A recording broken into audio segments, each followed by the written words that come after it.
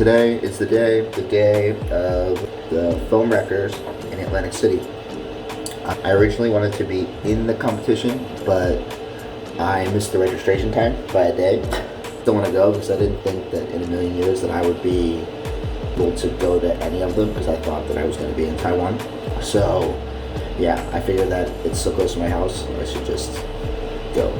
Just check it out, probably take some photos, and maybe get to use some boards. Maybe, I don't know. This is way different than my normal wake up time.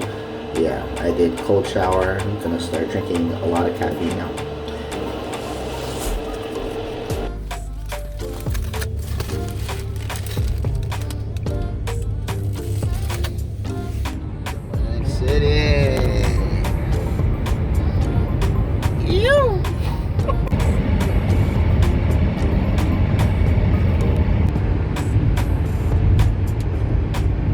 Stabilize my... Sorry.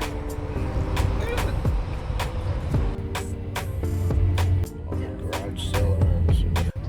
Okay, so we're in Atlantic City and my phone is on 60%, and what I'm going to do is I'm just going to film the event. I don't think I'm going to vlog. I'm just going to try to film as much as I can and take pictures, and that's it. So let's get out there. Alright, made it down to the event. It is very, very hot. Time check, we're ready when you are. I just want to see this freaking wheel. Jeez. Oh, as luck would have it, he got a beater board. Sad. It's about to go down right now. He's coming back. Try yourself a skipper. Are you in? Huge.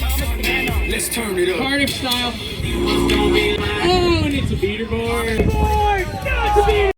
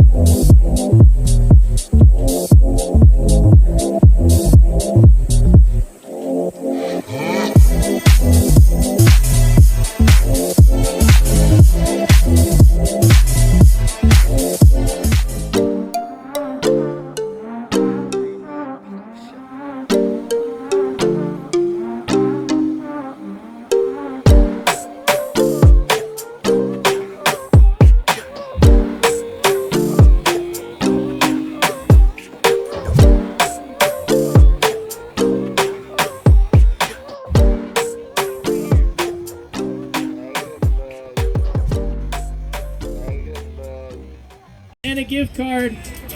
Nick Junta taking home $500. One more round of applause, people. This is your top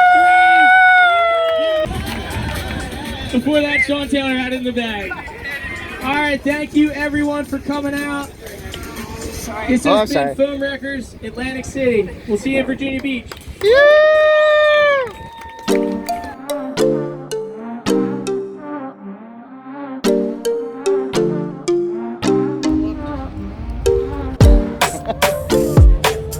Stuck in Atlantic City.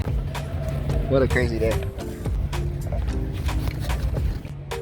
So the event is all finished up. I happened to get in as an alternate, and I was super psyched because I had missed the registration. I thought there was no way that I was going to be in the event. I wasn't even in the country about a month ago. So it's a pretty crazy tournament of events, and I made it into the semifinals, and then I got the log, and it didn't work out so well. I mean, all in all, it was super fun. And now I'm heading back home.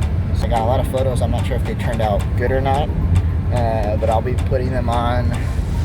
I haven't decided if I'm going to put them on the Digital Surf account or if I'm going to put them on Surf Paparazzi. I'll let you know when I figure it out.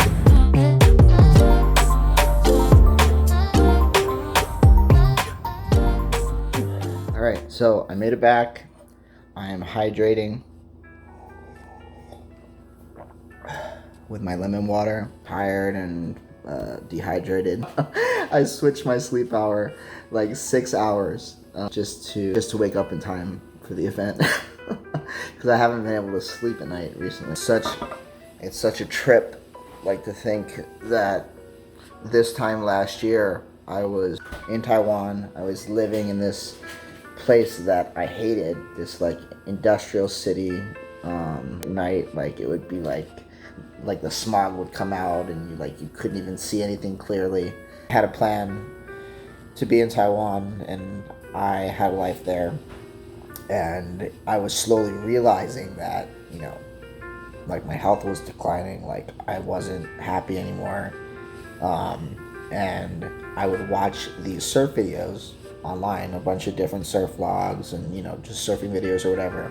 When I first started to watch surfing again, like, because I had gone a pretty long time without being in the water, and I started to go back in the water, and then I started to watch, surf-related stuff, because I wouldn't watch it before, because I just I told myself that, I'm doing this plan, I'm in Taiwan, I don't have enough money or enough time to go surf, and that's just what it is. So I wouldn't even go by the ocean, I wouldn't even look at it. So years went by like that as I was just kind of building my life there. And I was building a life, but I was building it in a direction that was like not in tune with who I actually am. Even though I was getting closer to my goal, it was like destroying me closer that I got to it. But I was so in that world over there that I had, it was already like 10 years at that point. So I had already like forgotten like a lot of things about where I've lived before, or where I'm from, or things I used to do, or how I used to live, like what my lifestyle was like. Like, I mean, you still remember it, but you slowly forget, or like your memories become skewed. Because, I mean, I really did for the most part, I just gave up the way I used to be so I could adapt in the environment that I was in, which is great. If that environment accepts you and there's, and I mean, it fits, but it didn't fit for me. And so anyway, this was crazy that I went there today. I was watching these vlogs, or, these surf videos, or like some of the catch surf stuff or whatever. And it made me remember what my life used to be like. That was kind of like the trigger that changed my direction, and then how I ended up back here. I mean, of course, that was kind of influenced by like the semi-lockdowns that we had. It kind of sped up the process, but I wasn't going to stay there forever. I knew that it wasn't going to work out. It's just kind of surreal, because I never thought, at this time last year, or 2 years ago, or 3 years ago, I would have never thought that I would be here doing this. And I've also never thought I never thought that I would be here, but I never thought that I would be at an event like that. And then I definitely never thought that I would be in the event. The whole thing was just surreal. And had I not left the US for such a long period of time, would I be so stoked about it? Probably not. You have no perspective. Some people do, but at least for me, I didn't have a true perspective on how lucky I am until I spent time in a situation that was really bad for me. You come back to a place, or you start to be able to do something again, like surfing or going to the beach, and just to have a place to surf, to be around people who surf, to be around people who are happy and healthy, and to be able to get in the water and to be able to feel good about, like, you wake up, the air is fresh, you go outside, it smells like flowers, and then to be able to go into some event. Sure that some people that were there were like, why is this guy so psyched? Like, 'cause it was kind of like me starting with this idea that I had. I was over there in Taiwan, and I was I was living inland, I was like in some crazy place, and I knew I had to get out, and I had no idea how. There was just so many things that I had to move and change to be able to get out of my situation. It almost seemed impossible at that point when I was there. And of course it wasn't impossible, but it was like, if I hadn't had the internet and all those things to use as a tool to like rewire my brain to remember that like there's other ways to do things besides how I was doing them over there. So cool that everything aligned. And I mean, I didn't even think that I was going to get into the competition, so man. Thank you so much, people that put the event on. and the guy who let me come in as the alternate, thank you, and everybody else there. And it may seem like a small thing for some people, and I mean, like, it may seem like, oh, it's just a surf contest, so it's whatever. But like for me, it is just a surf contest, and it is whatever. It had such an important significance to me because I was watching this world, and I knew that I had to get from the world that I was in into this world, and I did it.